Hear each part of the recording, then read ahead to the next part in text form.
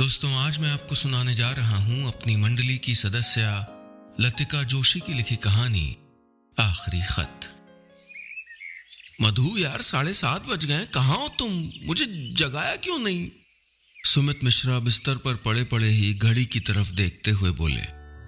वो जितनी जोर से चिल्लाए थे, अब तक तो उनकी पत्नी मधु को आ ही जाना चाहिए था, लेकिन वो नहीं आई।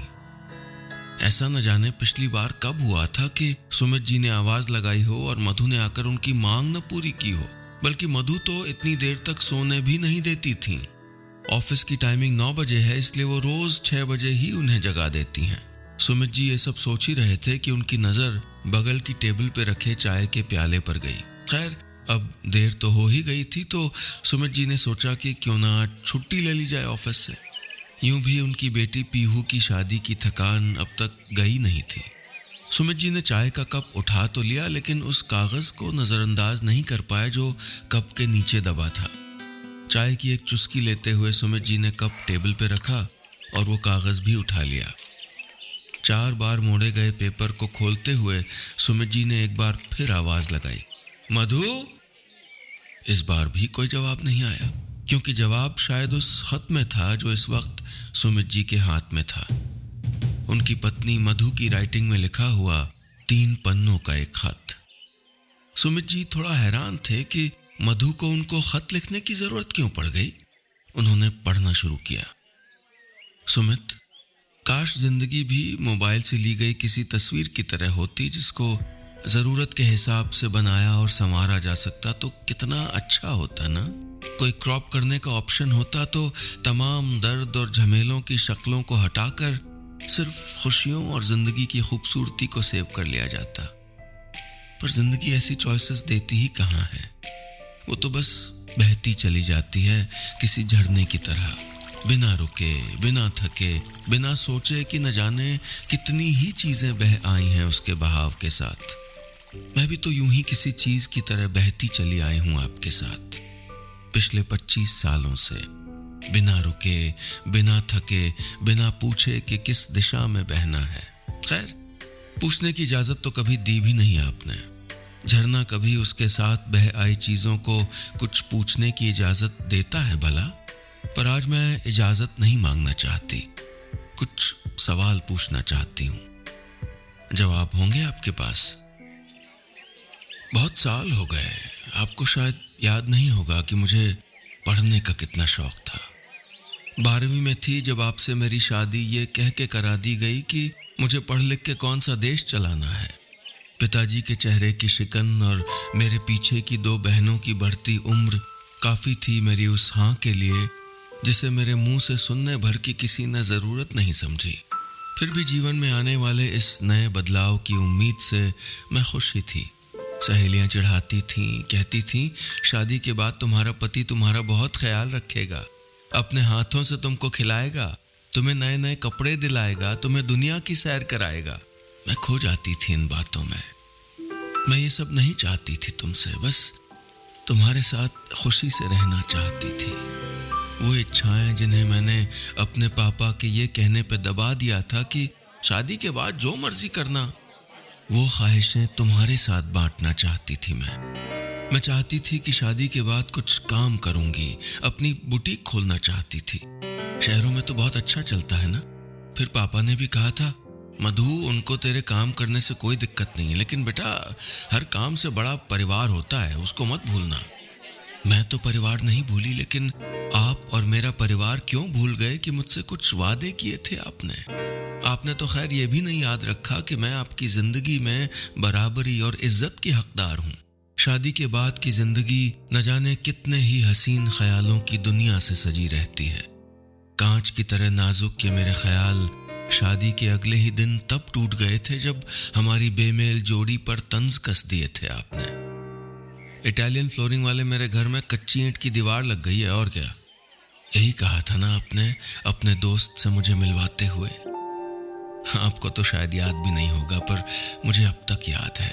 सोचिए, चोट कितनी गहरी लगी होगी। मैं थोड़ी इंट्रोवर्ट थी, नए लोगों से बहुत जल्दी घुल मिल नहीं पाती थी, पर सिर्फ यही मेरा परिचय नहीं था। मैं इसके अलावा भी कुछ थी जिसे आपने कभी जानने की कोशिश ही नहीं की। मेरे कपड़े पहनने के तरीके, चलने फिरने, उठने बैठने, मेरी हर बात पे आपकी नजर रहती थी, जैसे मेरी कमियां ढूंढना ही आपका काम बन गया हो। कभी किसी बहाने से तो कभी मजाक का नाम देकर ही आप बिना कोई कड़वी बात किए इस बात का ऐलान कर चुके थे कि मैं किसी भी तरह आपके लायक नहीं हूं। आप क्यों नहीं समझे कि मुझे परफेक्ट बनाना आपका जॉब नहीं था? अगर आपने मेरे इम्परफेक्शन को अपना लिया होता तो आज इतने साल बाद मुझे आपको यह खत नहीं लिखना पड़ रहा होता। ऐसा नहीं है सुमित कि आपसे मुझसे कभी कुछ मिला ही नहीं। आपने मुझे पीहू दी, पीहू जिसके आने पर मुझे पहली बार लगा था कि अब सब ठीक हो जाएगा। आपके और मेरे बीच की जो अनदेखी खाई थी वो भर जाएगी। जब पहली बार नर्स ने पीहू को आपकी गोद में दिया था ना, तो मैं सिर्फ आपका चेहरा देख रही थी। आपके मुस्कुराते हुए होंठों की थरथराहट आज भी याद है मुझे।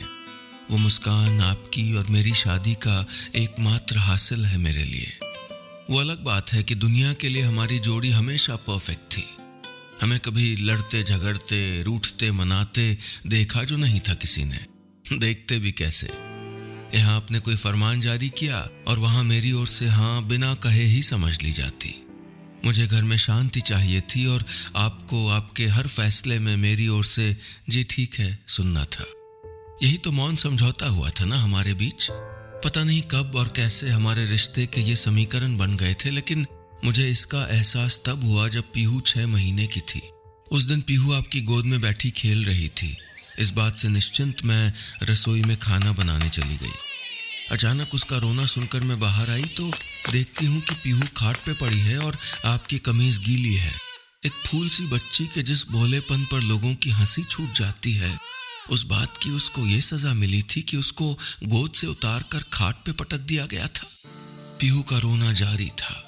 मेरे अंदर की ममता ने चाहा कि दौड़ के अपनी बच्ची को पकड़ लूं, उसे चुप कराऊं, पर उस वक्त आपकी पत्नी अलमारी की तरफ लपकी इस्त्री की हुई नई कमीज निकालने। फिर उसने पीहू की नादानी के लिए माफी मांगी और फिर हड़बड़ाते हुए अपनी रोती बिलखती बच्ची को सीने से लगा लिया। ये सब कहा नहीं था आपने मुझे करने को। ना आपने मुझसे नई शर्ट निकालने को कहा था, ना आपने कहा था मैं आपसे माफी मांगूं, लेकिन कुछ था उस माहौल में घुला हुआ कि मैं सब करती चली गई। तब कहां जानती थी मैं कि यह सिलसिला आज मुझे इस मोड़ पर ला खड़ा करेगा। सुमित, आपको शायद पता नहीं होगा, पर पीहू के साथ साथ मेरी दबी हुई इच्छाएं भी बड़ी हो रही थीं। उसकी किताबों में मैं भी अपनी जिंदगी के हर्फ पढ़ने लगी थी। कई बार सोचा कि आपको बताऊं, कई बार सोचा कि मैं भी अपनी आगे की पढ़ाई पूरी करूं, पर यह सब करने के लिए आपसे इजाजत लेनी पड़ती। आपकी पत्नी शायद अपनी छोटी सी ख्वाहिश पूरी करने के लिए आपकी इजाजत ले भी लेती, पर मेरे अंदर की औरत इसके लिए तैयार नहीं हुई। खैर, पीहू बड़ी हो गई और डाइनिंग टेबल पर बातों के विषय बदलने लग गए। मैं फिर अकेली पड़ रही थी।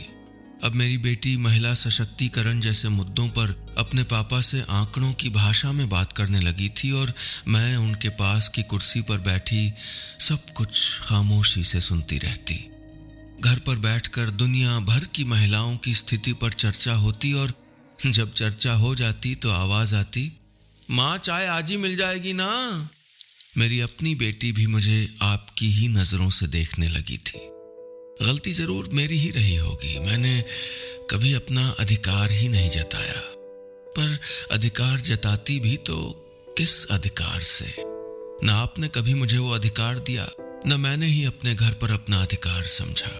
पीहू के स्कूल में पढ़ेगी, कौन सा सब्जेक्ट पढ़ेगी, कब तक पढ़ेगी, क्या पेशा अपनाएगी और यहाँ तक कि किससे शादी करेगी, इन सब के बारे में पीहू की माँ सपने जरूर देखती थी, पर फैसला सिर्फ पीहू के पापा का होता था।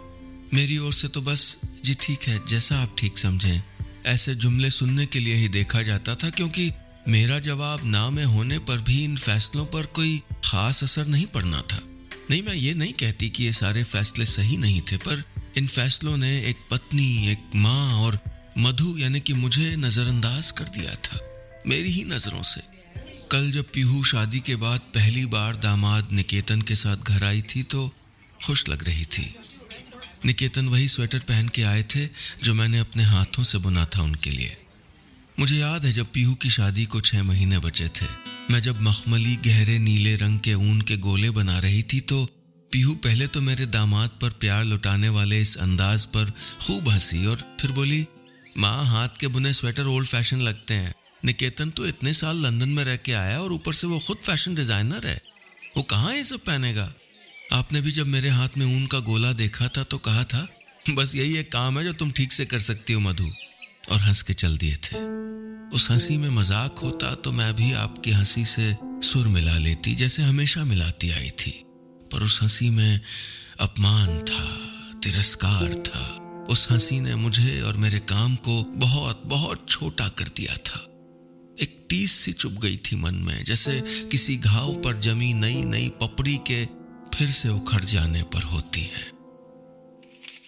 सुमित, आई एम सॉरी, कल मैंने आपको पीहू और निकेतन के सामने शर्मिंदा कराया, पर यकीन मानिए मेरा ऐसा कोई इरादा नहीं था। पर उस दिन निकेतन वही स्वेटर पहन के घर आया था जिसके लिए आपने मेरा मजाक उड़ाया था। महीन बूटेदार बुनाई और गहरे नीले रंग के कॉलर वाला वो स्वेटर निकेतन पर बहुत अच्छा लग रहा था।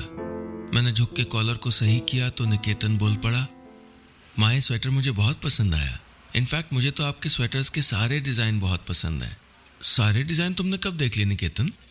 पीहू ने हैरानी से पूछा।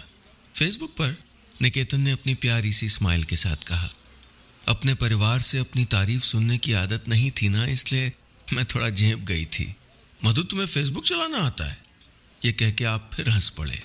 आपकी नजरें कुछ हैरान जरूर थीं पर अंदाज अब भी वही था, मुझे और मेरे काम को नीचा दिखाने वाला, अपमान वाला, तिरस्कार वाला।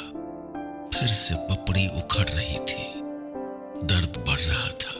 अरे अंकल आप कैसी बात कर रहे हैं? माँ के डिजाइन ऑसम हैं, और अपने पेज पे आपने जो लेटेस्ट जेंट्स कुर्ते के नमूने डाले ना माँ, आई जस्ट लव इट। मेरी ओर मुड़कर निकेतन ने कहा था। वो उसी कुर्ते की बात कर रहे थे जो शादी के कुछ महीने बाद मैंने आपके लिए सिला था। उसमें रेशमी धागे से अपने हाथ से कढ़ाई की थी।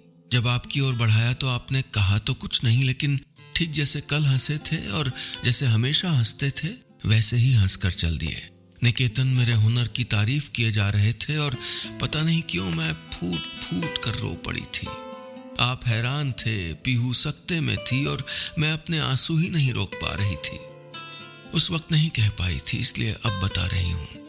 शायद आपको जानकर खुशी हो कि अपनी पत्नी, जिसको आप अपने दोस्तों से मिलाने तक में शर्म महसूस करते हैं, जिसे आप बेकार और बेशऊर समझते हैं, वो आपकी पीठ पीछे एक छोटी मोटी कारोबारी बन गई है। फेसबुक पर अकाउंट बहुत दिन पहले एक दिन पीहू के कहने पर बना लिया था। एक दिन मैंने यूं ही सोचा कि वही करूं जिसमें मैं ठीक हूं। तब तक जितने भी स्वेटर बनाए थे सब अलमारी से निकाले और उनकी फोटो फेसबुक पर डाल दी। आपसे छुपाकर काम करने का इरादा नहीं था, लेकिन जब ऑर्डर मिलने शुरू हो गए तो पता नहीं क्यों मैं आपको बता नहीं पाई। शायद डर गई थी। अब लोग मुझसे बिनाई के नमूने मांगते हैं, कौन सा धागा लेना है इसके लिए सलाह लेते हैं, कुर्ते के डिजाइन सीखते हैं, मेरे काम की तारीफ करते हैं। बस आपको ही मुझ में कोई खूबी नजर नहीं आती। कल पूरी रात सो नहीं पाई मैं। पूरी रात सोचती रही कि ऐसा क्यों हुआ, क्यों अपनी जरा सी तारीफ से मैं बिखर गई। अब जवाब जान गई हूं, इसलिए एक फैसला लिया है। सुमित, कल सुबह आप जब नींद से जागेंगे, मेरी जिंदगी में भी एक नया सूरज आ चुका होगा। पीहू की शादी हो चुकी है। अब ऐसा न कोई बंधन बचा है, न बहाना जो मेरे कदमों पर बेड़ियां डाल दे। अपनी जिंदगी का बहुत कीमती समय आपको और तमाम दुनियादारियों को देने के बाद अब कुछ समय अपने लिए चाहती हूं। मैं नैनीताल जा रही हूं, कोई काम शुरू करूंगी। यह खत पढ़कर आप इतना तो समझ ही गए होंगे कि मैं किसी एक बात की वजह से फैसला नहीं ले रही। ये फैसला मैं ले रही हूं ताकि ये जो आत्मविश्वास मेरे अंदर पनपा है ये बढ़े और एक मुकाम तक पहुंचे। मैं सारी जिंदगी हाउस मेकिंग की सेवा कर भी लेती, पर कुछ घाव हैं जो अब बैठने नहीं देते। नहीं, मैंने ये फैसला आपसे दूर जाने के लिए नहीं किया है, बल्कि अपने खुद के करीब आने के लिए किया है। मैं हमेशा से कुछ नियमों के अंदर ही जीती आई हूं। ऐसे नियम जिन्हें किसी ने नहीं बनाया, किसी ने नहीं बताया कि ऐसा करना है। ऐसा लगता है कि जैसे सोते हुए किसी ने इन दायरों की कोई चिप मेरे दिमाग में डाल दी और मैं सुबह उठकर रोबोट की तरह खुद ब खुद उन नियमों पर चलती चली गई। बचपन से सोचती थी कि पूरी जिंदगी अपने हिसाब से भले ही ना जी सकूं, लेकिन कुछ दिन तो जीऊं। आज से 25-26 साल पहले जब पिताजी को अपनी इच्छा बताई थी तो वो हंस दिए थे। उन्होंने मेरे बचपन की कोई सनक समझ लिया था।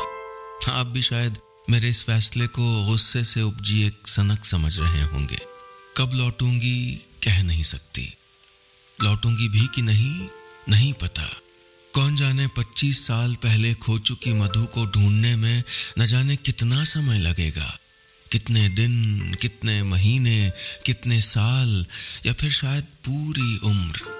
एक और जिम्मेदारी आपको सौंपे जा रही हूं। पीहू को मेरी इस योजना के बारे में कुछ नहीं पता। कैसे बताना है और कैसे मैनेज करना है, ये काम पीहू के पापा को दिए जा रही हूं। आप जब सुबह जागेंगे, आपकी पसंदीदा अदरक वाली चाय का कप टेबल पे रखा होगा और उसके नीचे दबा होगा अरमानों के पंख लगाए आपके नाम, ये मेरा आखिरी खत। अपनी ही खोज में निकली आपकी पत्नी मधु।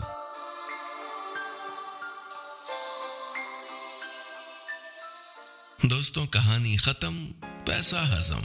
उम्मीद है ये कहानी आपको पसंद आई होगी।